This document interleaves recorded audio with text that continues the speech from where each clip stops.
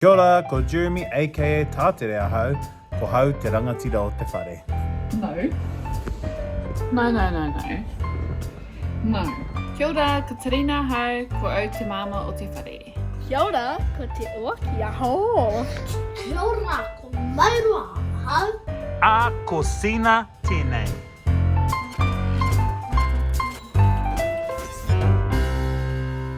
Mōrena, day one of lockdown.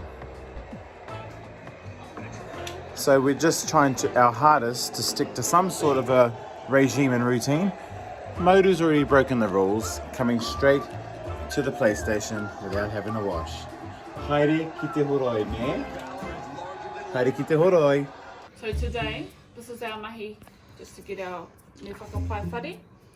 So, tēnei taha, this is all the mahi.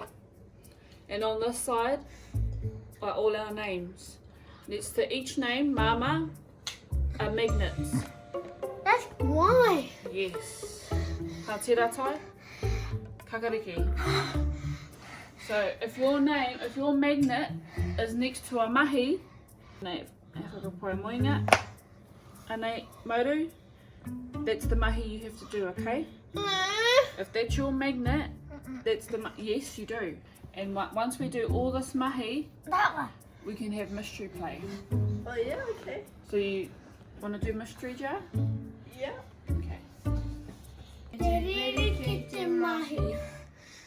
So I'm under strict instructions from Te Rina that her and I are to be grateful for the boys' efforts, and even though we are very particular, I am not to go behind them and do it again, so it meets my standards. Ka pai mai, kua mā te whare paku? Kei te pēhea te haere uaki? Ne?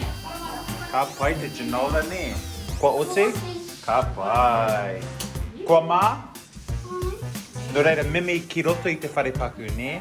Ki roto, kaua ki te papa. Uaki kei te kohi ngā hamuti o sina. Pai kia koe tēnā mahi?